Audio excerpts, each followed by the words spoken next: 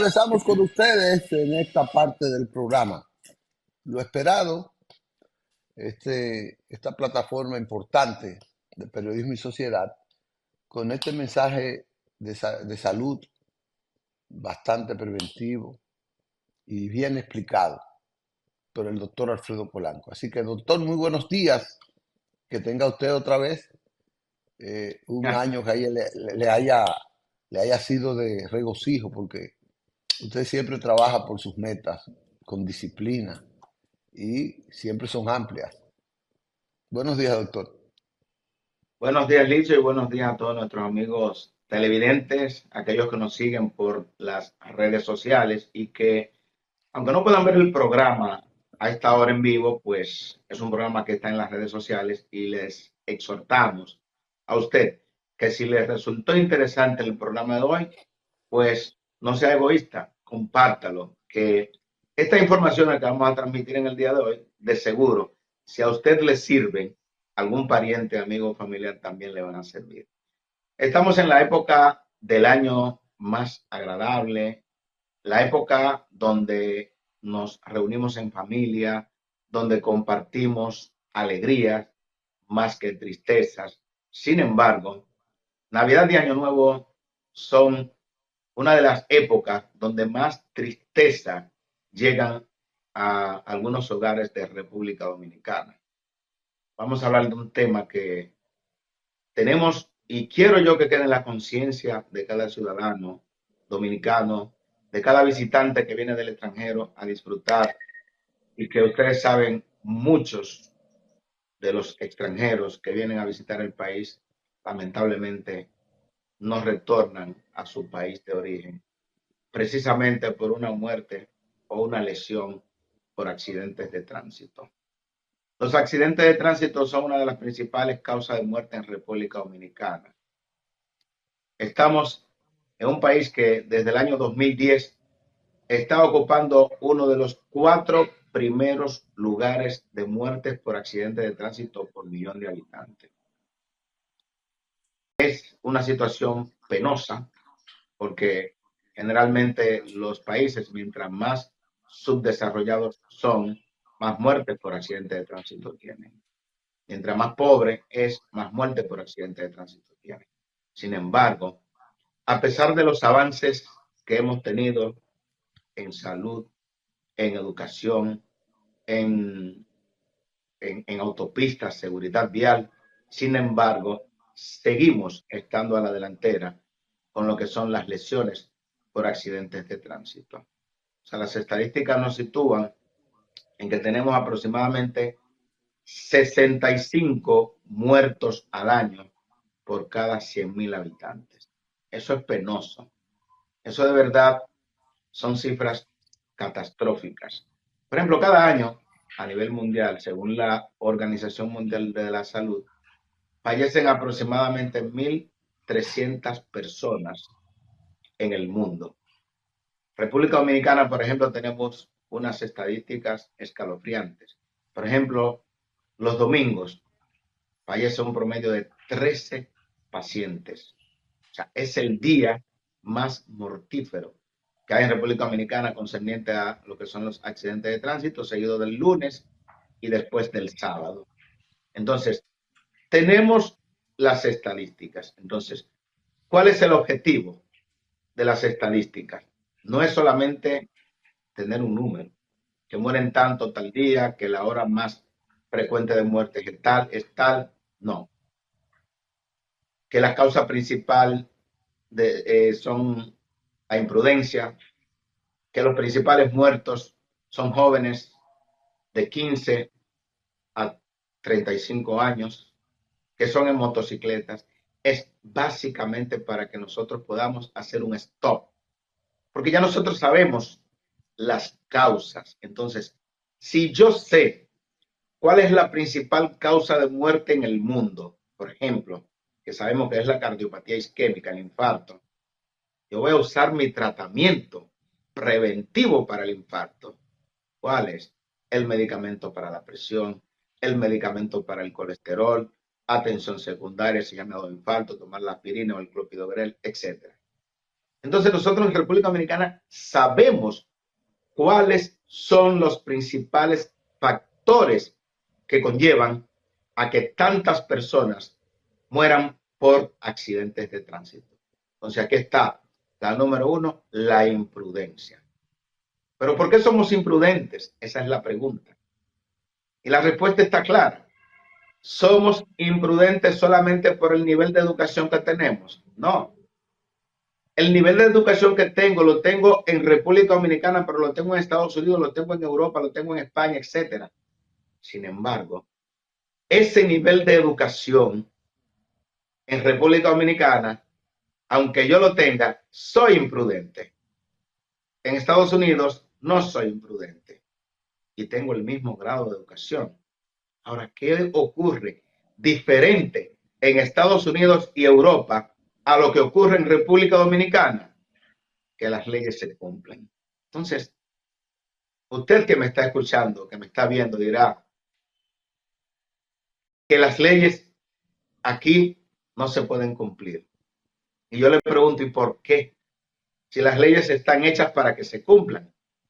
Simplemente tenemos que ser un poquito de mano dura aplicando las leyes.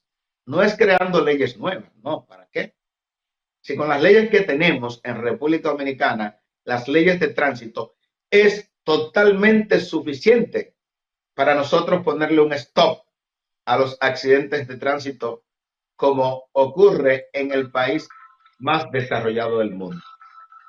Pero lamentablemente, si no aplicamos las leyes, si estamos perdonando las infracciones porque soy médico y voy a 140 kilómetros por hora, o porque soy el hijo de fulano de tal y voy a 140, o si voy en una patana a la izquierda, como es frecuente usted verlo en las autopistas, grandes autopistas de República Dominicana, no respetando el lugar donde le corresponde a cada quien, solamente utilizando las leyes para una parte, no para la otra, porque eso ocurre en nuestro país. Usted va a la izquierda en una patana a 40 kilómetros por hora y a usted no le montan una multa.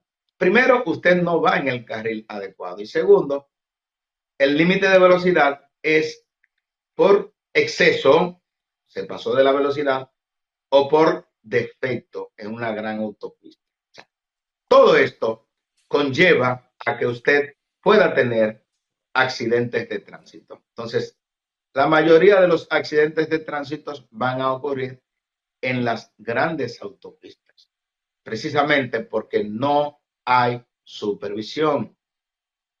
La única autopista la que tiene más supervisión es la autovía del Este, pero váyase a la del Cibao. Usted va a encontrar posiblemente de aquí a Santiago con 2 chequeos. No hay más nada. Entonces, una autopista tan larga debería tener a cada cierta distancia sus chequeos, donde hayan fiscalización del límite de velocidad, donde no solamente es el límite de velocidad, sino en el área que a usted le corresponde conducir. A cada momento nos vemos con 2 conductores que van paralelo en grandes camiones a 40 kilómetros por hora. Entonces, yo quiero llegar, entonces tengo que ir detrás y usted ve esas grandes filas de automóviles, de vehículos, detrás de esos 2 camiones. Entonces, eso debe de checarse. Por otro lado, en la actualidad, por ejemplo, las fiestas navideñas, las fiestas de Año Nuevo, ustedes van a ver cómo, lamentablemente, estos operativos que se utilizan tantos recursos económicos, sin embargo, cuando vamos a dar las estadísticas, 35 muertos en el operativo navideño, por ejemplo, 40 muertos en el operativo de Año Nuevo, por ejemplo. Esas son cifras extraordinariamente, dan miedo. ¿Por qué dan miedo? Porque cada muerto conllevó a que haya una colisión de un vehículo, de 2 vehículos, y entonces aquí tenemos solamente las estadísticas de ese muerto que falleció en el acto. Falleció ipso facto. El que murió el mismo día en el centro de salud, ese va a las estadísticas. Pero ¿qué ocurre? Hay una gran cantidad de lesionados que esos no se mencionan y que van a llevar tristeza a los hogares. ¿Por qué? Porque vamos a tener una gran cantidad de pacientes que han tenido lesiones neurológicas irreversibles. Por ejemplo, trauma craneoencefálico severo, que va a tener que ser sometido a una cirugía, una neurocirugía, y que ese paciente que tenía 30 años de edad va a quedar con limitaciones permanentes. Y quien era el cuidador de la familia, llámese de sus hijos, de su esposa y de sus padres, ahora va a caer en el ámbito de ser cuidado. Y va a ser cuidado por su esposa por un tiempo.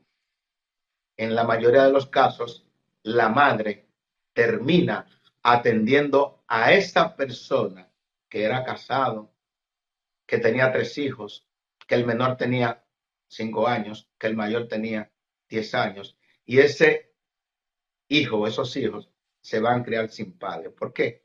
Porque si ese paciente tuvo una lesión permanente cerebral o un trauma cérvico-medular, una sección medular parcial o completa, ese paciente va a quedar parapléjico, va a quedar cuadripléjico, como los pacientes que he tenido últimamente, una gran cantidad de pacientes con lesiones medulares, ese paciente que hay que lamentablemente atenderlo las 24 horas del día, incluidas la noche. Son las consecuencias graves de los accidentes de tránsito. El Estado tiene que erogar una gran cantidad de dinero. O sea, en República Dominicana creo que el 2.2% del Producto Interno Bruto solamente dedicado a atender los accidentes de tránsito. O sea, una cantidad de dinero exorbitante. Una cantidad de dinero que se podrían hacer una gran cantidad de hospitales al año, que se podrían dar otras asistencias a la salud. Pero tenemos que tratar de manejar lo que es esta gran pandemia, porque los accidentes de tránsito en República Dominicana es una de las principales pandemias. Fíjense ustedes, una estadística que nunca se me olvida. ¿Cuántos pacientes murieron en el 2020 isofacto por accidentes de tránsito? 1.732 pacientes que murieron en el acto, en el año de la pandemia. Y una cantidad igual murió en el hospital en esas consecuencias. O sea, fueron más de 3.000 pacientes que murieron por accidentes de tránsito en el año 2020. Yo recuerdo que cuando se estaban contabilizando los muertos por la pandemia, yo me tocó ir a varios programas de televisión y decía, pero tanto miedo que le tenemos al COVID-19. Estamos escondiéndonos. Sin embargo, a los accidentes de tránsito no le damos la debida importancia.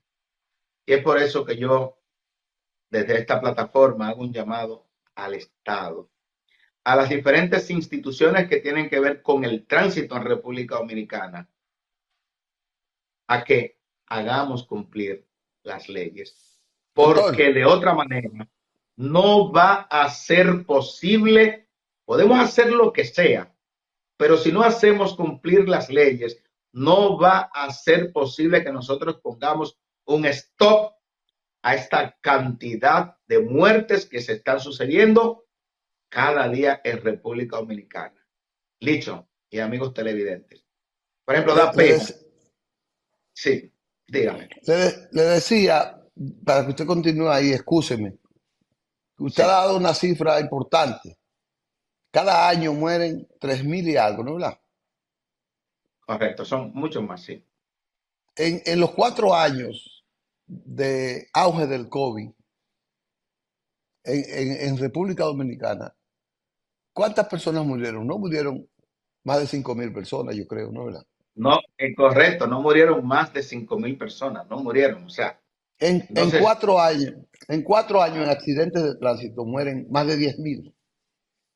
pero claro, eh, por ejemplo, unas estadísticas que dieron fueron 26.000 personas del 2010 para acá que han fallecido. O sea, es una cantidad extraordinariamente exorbitante.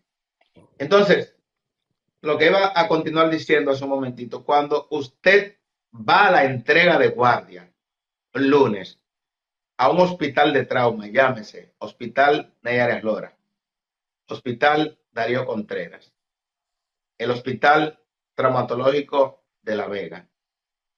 Usted como periodista sale con los pelos de punta, viendo las estadísticas y viendo las imágenes, llámese radiografía, tomografía, porque no hay que ser médico para usted ver mediante una radiografía una gran cantidad de huesos quebrados, de huesos rotos. Y luego, Otra tragedia. si usted va a las unidades de cuidados intensivos, por ejemplo, usted va al Nereas Lora, que tiene 14 camas de cuidado intensivo, y hoy, por ejemplo, lunes, usted va a encontrar las 14 camas completamente llenas. Ahora, óigase bien, y es para cualquiera de los hospitales de trauma. De esos que están intensivos politraumatizados, ahí viene el problema. ¿Qué porcentaje de esos pacientes se recuperan? ¿Cuántos se mueren? Y no se van a morir hoy ni mañana. Óigase bien. Ellos hacen complicaciones por la intubación prolongada, neumonías. Ellos hacen insuficiencia renal crónica. Ellos hacen infecciones de vías urinarias. Ellos hacen encefalitis. Hacen de todo.